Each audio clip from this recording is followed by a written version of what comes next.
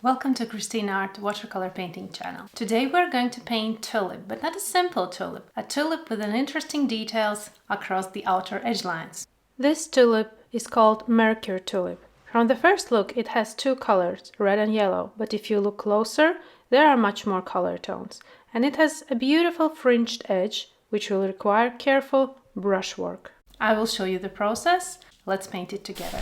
And first we need to transfer line drawing. I have a line drawing on transparent paper, but it can also be a printout. Applying graphite to the other side, placing back to original paper, checking if composition is in the center, and now with a slightly harder pencil, I'm going over outlines of the tulip. All details are important, even the smallest one. What you see in the reference, transfer to your line drawing. All lines are transferred.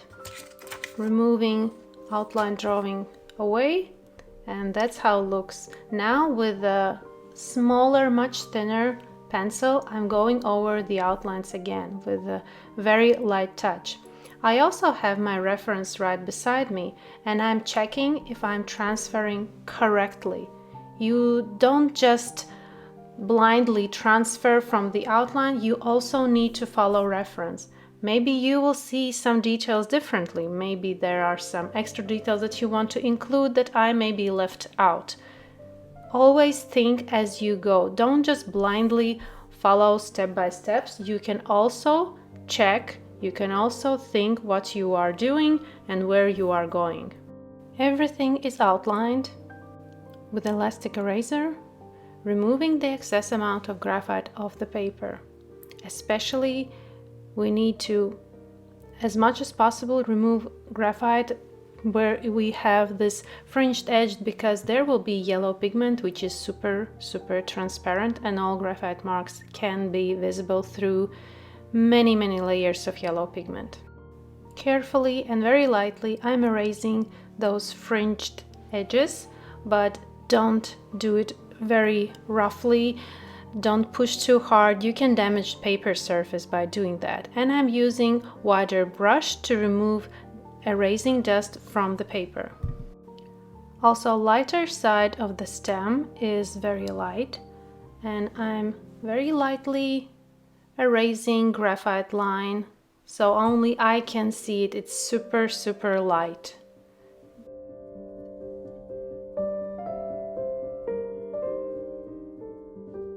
We need watercolors, mixing palette, clean water, brushes, a little piece of paper where we can make watercolor mixes, lemon yellow, Indian yellow, alizarin crimson, permanent rose, manganese violet, perlin violet, sap green, ultramarine blue. Now let's start mixing watercolors. Lemon yellow and Indian yellow on the side. Manganese violet and separate location. Second mix, alizarin crimson, little touch of permanent rose, and perlin violet, just a very teeny tiny touch of perlin violet. Third mix, perlin violet with alizarin crimson. Fourth mix, alizarin crimson and Indian yellow. For the stem, sap green together with lemon yellow and little touch of ultramarine blue. Painting out color mixes that we pre-mixed, I will also write down the recipes I use, so while I'm painting I know which pigments I were using. And when you run out of watercolor mixes, don't get stressed. You can mix again, you know which pigments you were using, and your painting will only benefit if that watercolor mix will slightly differ from the previous one.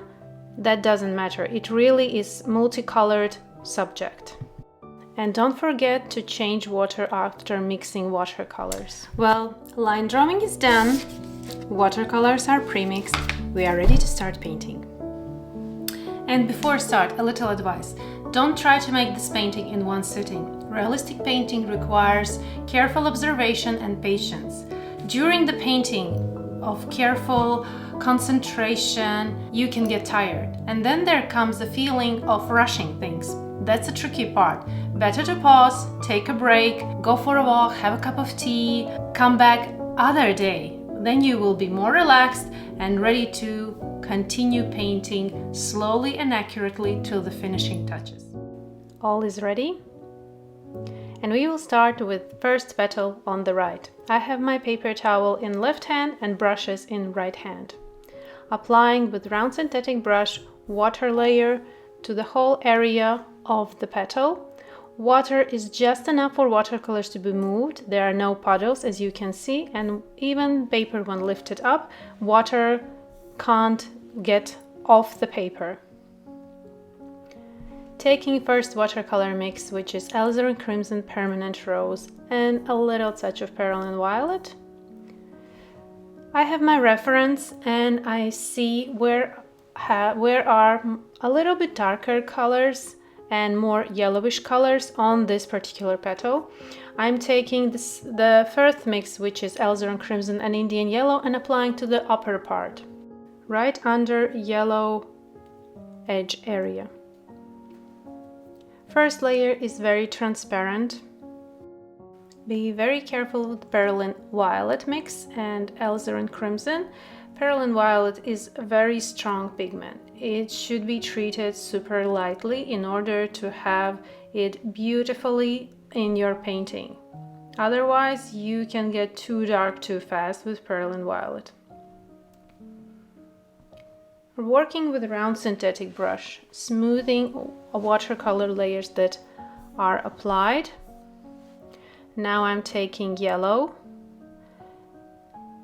You can also apply yellow layer with finer brush in order to make those fringed edge little spikes very precise. I am painting with the very tip of my round brush and I'm in control of my brush strokes. You can use a finer tip brush if you feel more confident with finer brush here. That's your choice.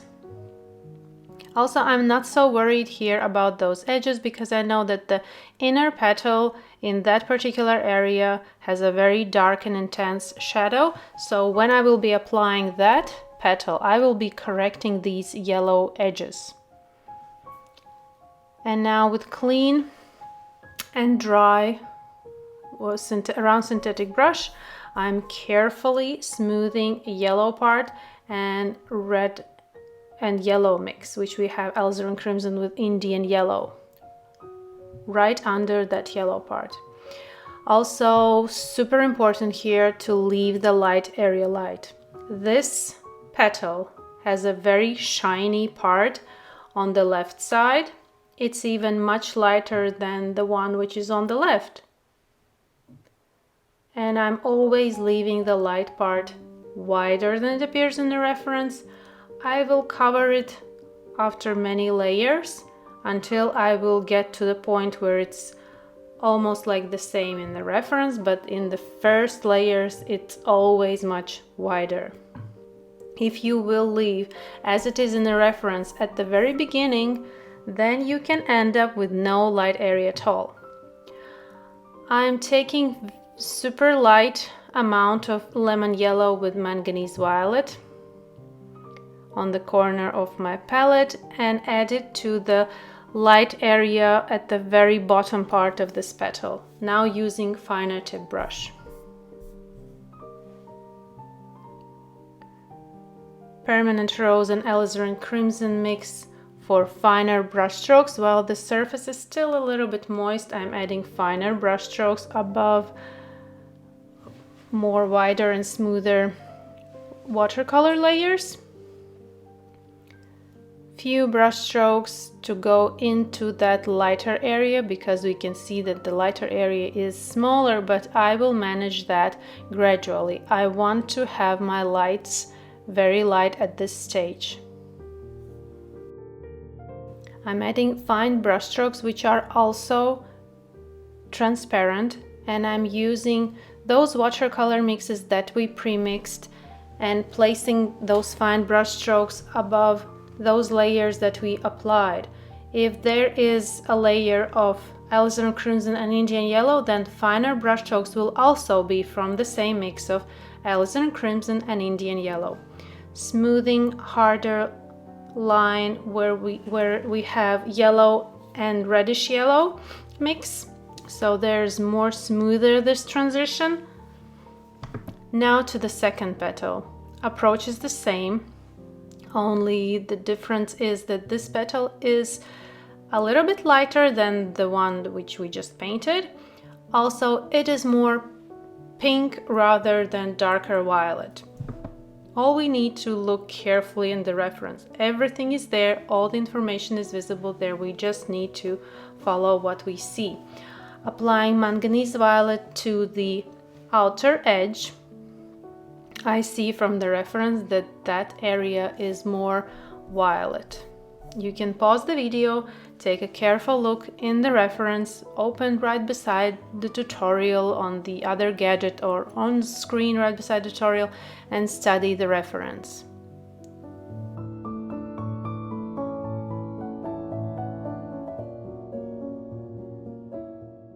On the curved part of this petal, I'm applying alizarin crimson together with Indian yellow. Applying alizarin crimson to yellow watercolors.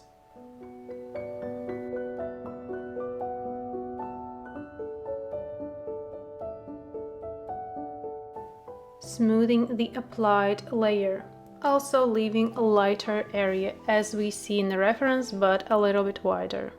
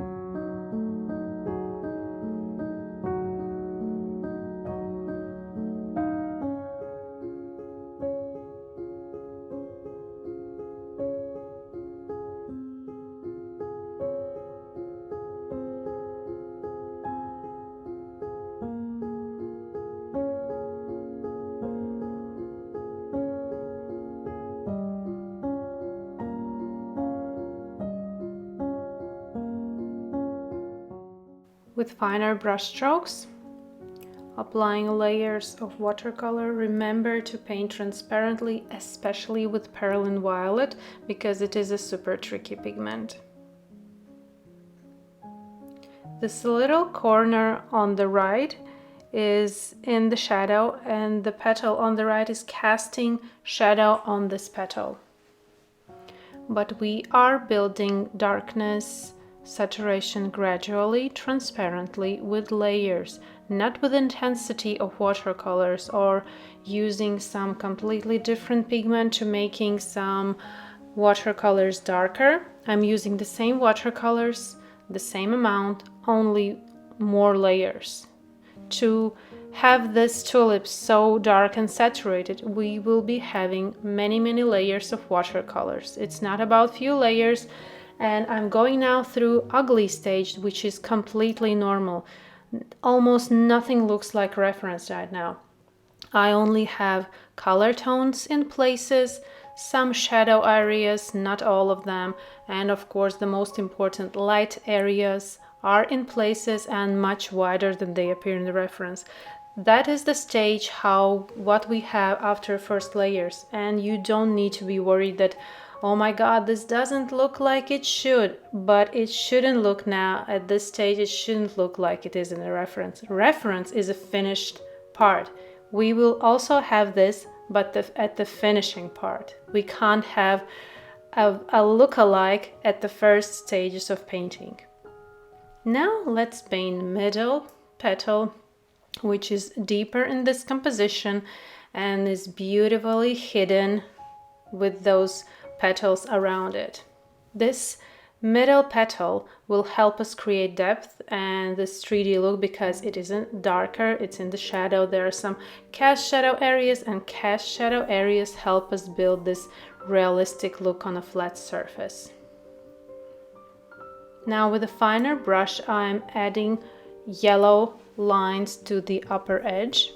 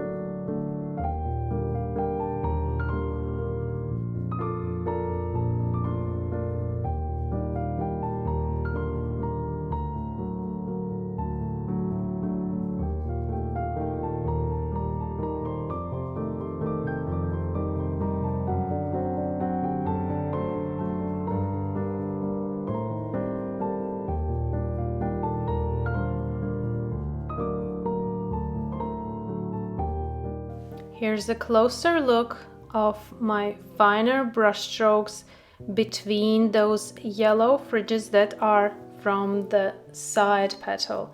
Carefully with this very tip of the brush, I'm painting around, making them more crisp and precise, and also applying darker area to the middle petal. So I'm working at the same time with both petals.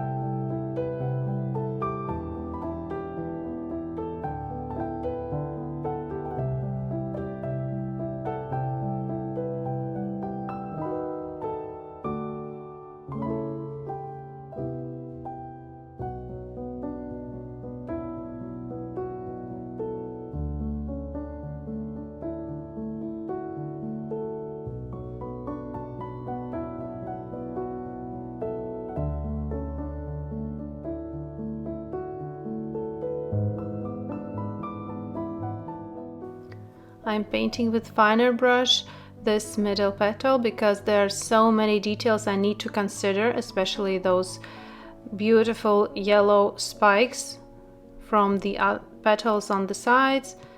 So all my brush strokes are done with finer tip brush.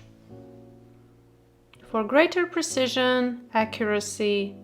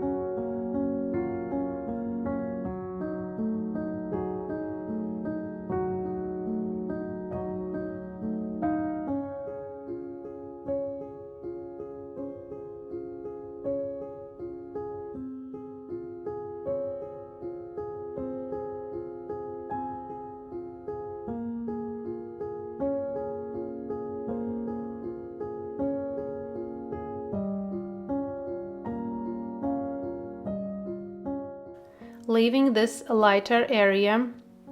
If we take a closer look at the reference, you will notice that on the inner part of this petal there is beautiful violet spot, and I want to leave now this area light. After, I will apply manganese violet to that area, but now I'm leaving it just light.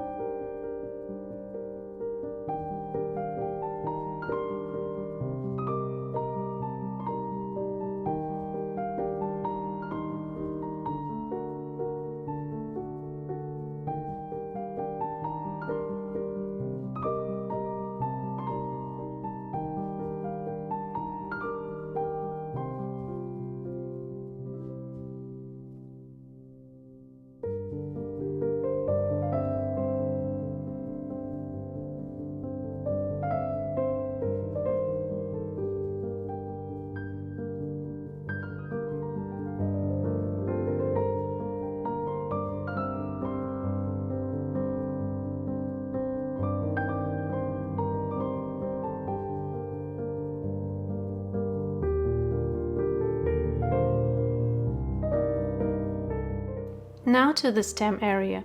With round synthetic brush, applying small amount of water, just enough for watercolors to be moved, and mix of sap green, lemon yellow, and little touch of ultramarine blue, transparently lightly, starting from the right side, which is in the shadow, and carefully smoothing towards the lighter part. We clearly see that the stem has light and shadow. There are some beautiful lines. We need to consider them and take time to paint stem. Don't rush things here. Stem is also super important in this composition. We can't just quickly sketch it and pay all attention only to the flower head. Stem is also the same importance as the flower head.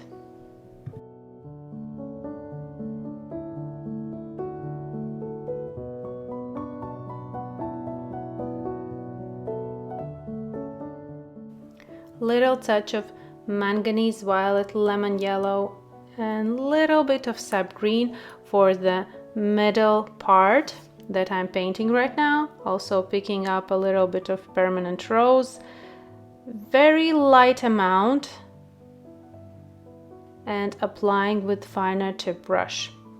That middle part on the bottom part of the flower head is the darkest one from all those areas that we have on the bottom part.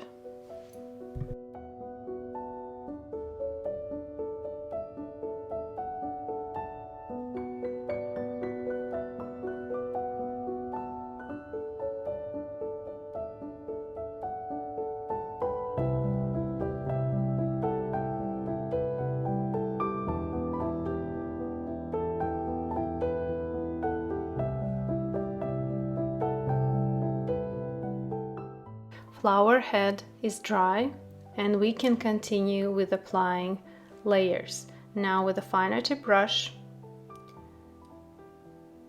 is the work of fine brush strokes. We can see from the reference, and most all of the tulips have very interesting fine line texture on the petals. That's what we are achieving with fine brush strokes.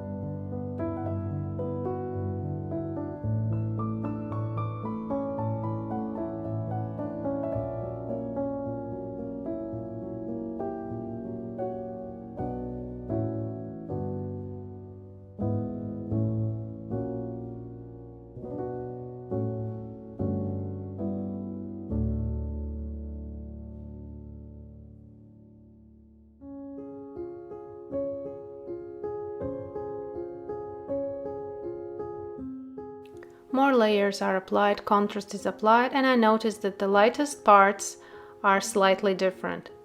Right side is much lighter and petal on the left is slightly darker, even that light part. And carefully, transparently, I'm toning it down. Again, with no super dark moves, super dark layers.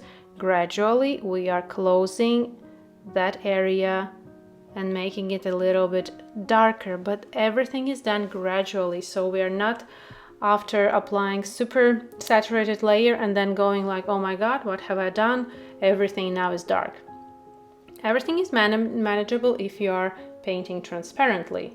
Then you can apply more layers in order to make something contrasty and darker, or even lift out the layer if it's placed in the wrong place. If you are painting transparently, you can even lift out the pigment.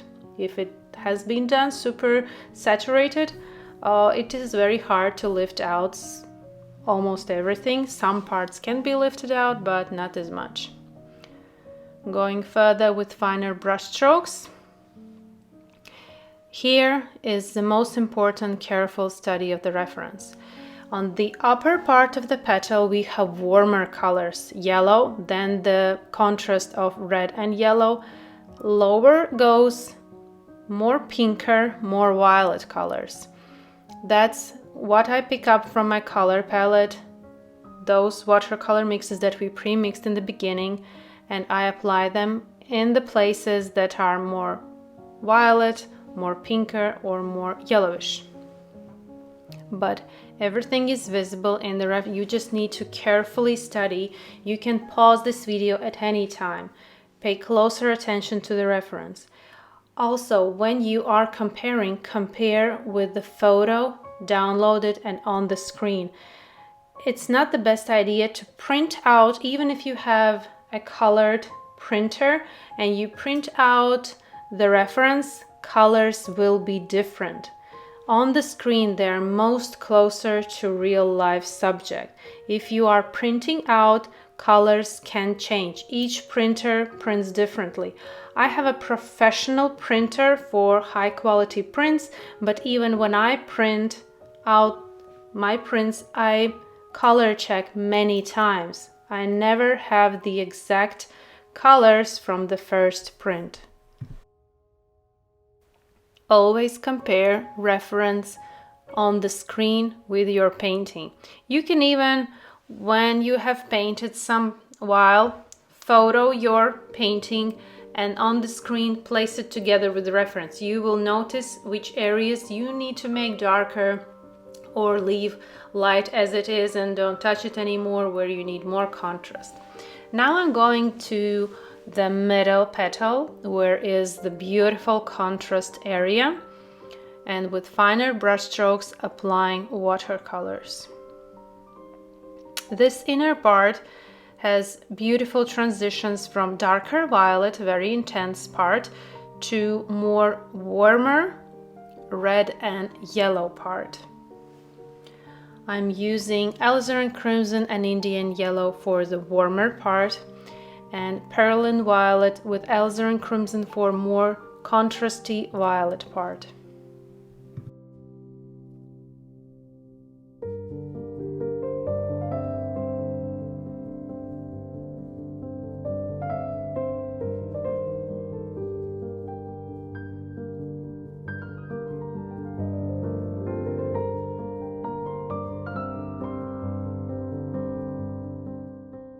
Now, picking manganese violet, be sure that your brush is clean and going over with watery wash over that lighter part, and you see how beautifully it toned down and instantly looks different. I also adding manganese violet to the middle part,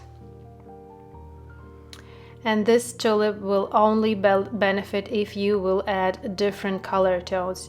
The more I look while I'm painting this tulip, I realized how many colors there are. First look, when we look at something, we see only main color tones, yellow, red, but as we pay closer attention and more we look at the reference, we notice that there are violets, pinks, reds, yellows. That's the beauty of observation, and the more we look, the more we start to see.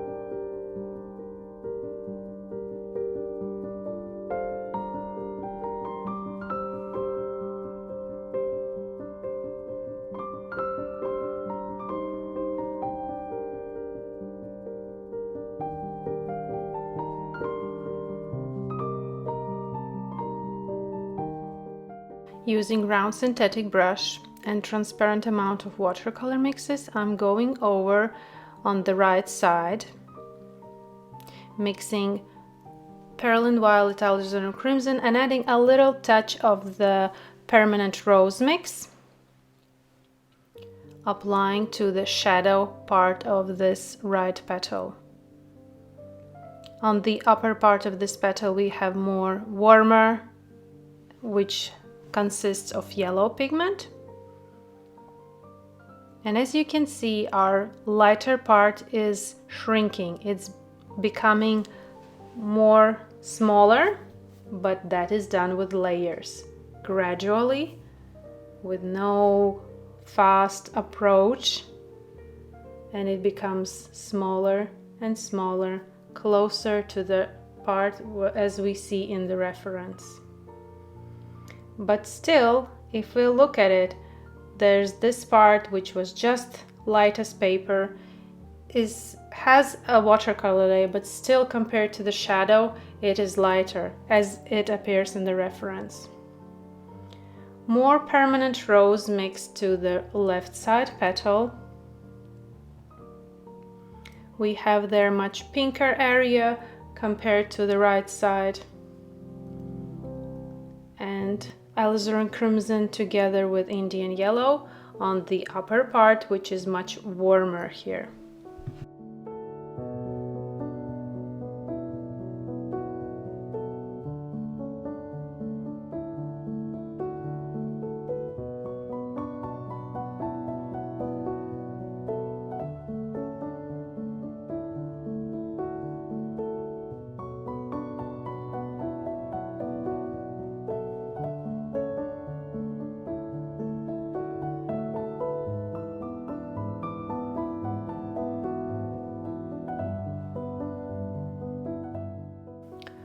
Let's have a closer look of my fine brush strokes from the side and a closer view, so you see how my hand is moving, which part of the brush is touching the surface in order to make those fine brush strokes. As I apply watercolors to the brush, I remove some amount on the paper towel, and while I'm removing, I'm slightly rolling my brush against the paper towel to make this tip super fine and straight. Then I go and make those fine brush strokes. Another important thing when you are making brush strokes is how relaxed your hand is. The more stressed and the more you're gonna squeeze your hand, then those fine lines will become thick, just because you are pushing too hard, squeezing your hand too hard. To make those beautiful fine lines, you need to have a light touch in your hand. Sometimes I'm keeping my brush so light that brush is falling out of my hand. That happens, but it's better that way rather than squeeze your hand too hard. Then you can put too much pressure in your hand. The same with other petal. If you feel that you need to turn the paper, your painting, do it. Don't try to go around your work with your whole body. You can just turn paper as you like. This is a small painting. You can rotate it as you like. It's harder with big paintings. Then you need to move your body around the painting. But if you have a small painting, then you can move the painting around your body.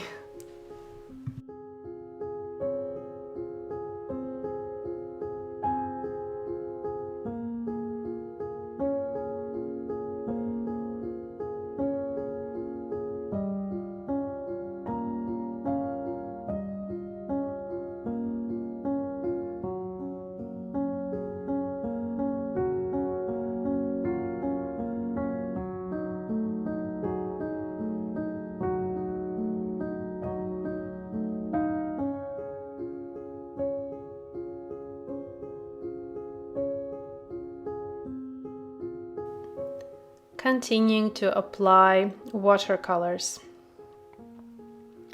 Now is the time when we are carefully studying the reference, and going layer after layer.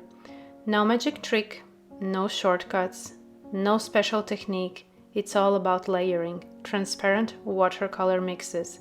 As we did previously, as we are doing now, with each and new layer we are adding extra layer for saturation, for darkness.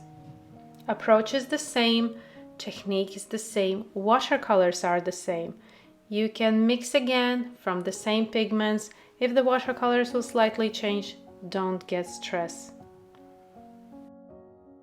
Adding clean permanent rose to my color palette and with round synthetic brush applying permanent rose to the left petal, on the curved part on the right petal, a little bit on the right petal where we have a little bit lighter area, and now smoothing the applied layers. As I look more on my painting and on reference, I notice that my painting is going more to the darker violet side, but the reference is more to the pinker side. That's when we are noticing such things and we have painted transparently. We can add clean pigment of that color that we see that we are missing. In my case, this was pink pigment. If in one part we are missing, for example, yellow, we notice that we are going more into red rather than yellow, then the transparent layer of lemon yellow or Indian yellow will help to make that area more yellowish. That's the beauty of transparent watercolor painting. We can always glaze some clean pigment over some area and we will have completely different result. This is so beautiful to have it. Continuing with adding details, more contrast to the middle petal.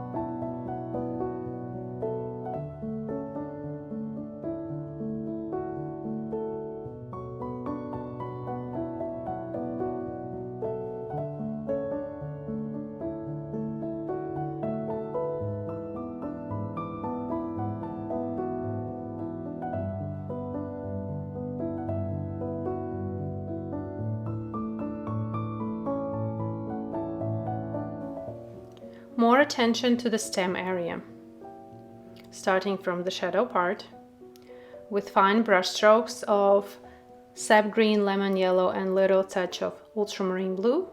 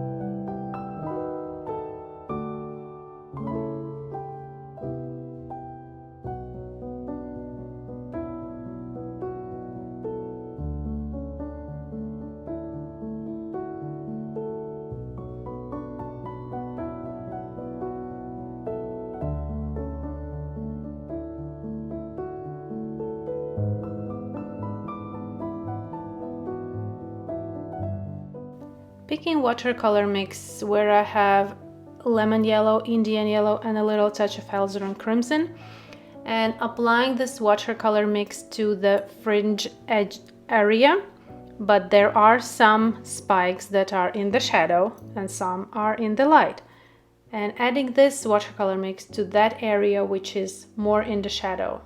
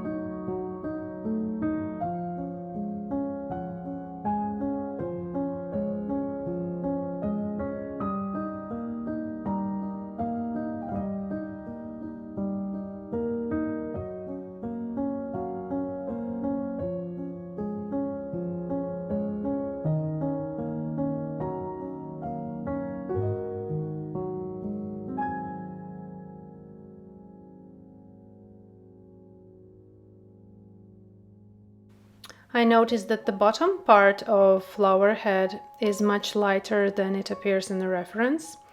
So I'm picking transparent light amount of watercolors from my color palette and glazing over the whole area of that lighter part. Applying permanent rose and glazing over some areas on right side petal and left side.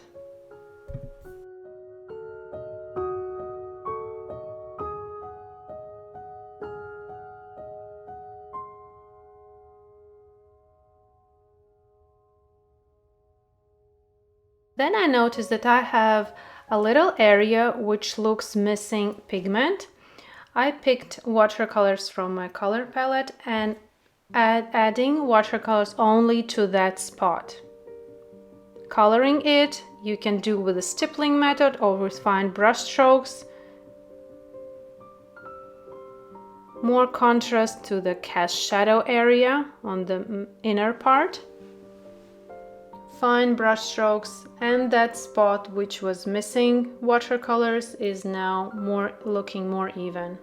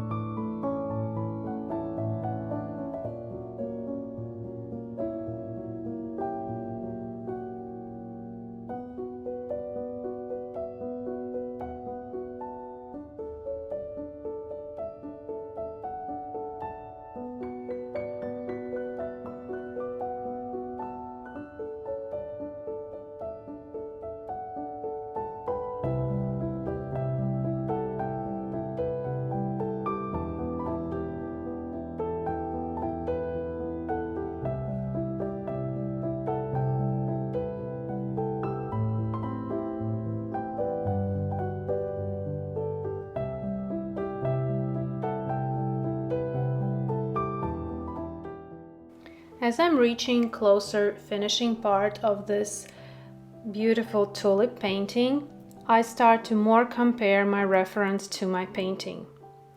And the best way to compare is take a picture of your painting and put it side by side with the reference. As I placed, I noticed that I'm still missing some shadow, more contrast in the inner petal and more shadow on the right side petal. Back to my painting, and I need to add more contrast to these two areas, especially middle part and right. I'm taking red violet pigment, beautiful saturated pigment from Mijello watercolor brand. I want to add it to that beautiful little light spot on the inner petal, and I like how this more intense pink purple pigment looks. Also adding to the middle area on the inner part. Very small amount, transparent amount. This is also a very saturated and strong pigment, but when I'm using it, I use it very transparently.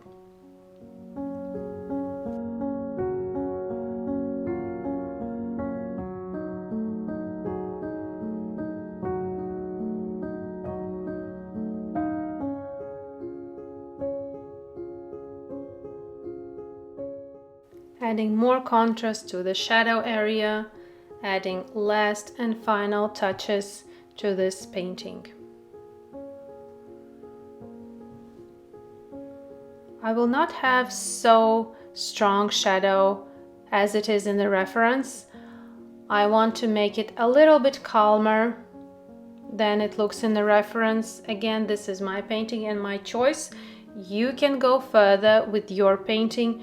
You can even stop earlier than I am right now. This is your painting, your process, and your practice. But I always encourage, paint extra 20 to 30 minutes after this tutorial is finished. So you push yourself a little bit further, test your limits, but take breaks during the painting process. I'm also taking breaks. It's not like I picked up the brush as it looks in this tutorial and paint it all the way till the end. No, I make pauses, I go to drink, I go for a walk, maybe even come back other day and then finish. Thank you for being here. Thank you for watching. Hope you learned something new and see you in my next tutorials. Bye bye.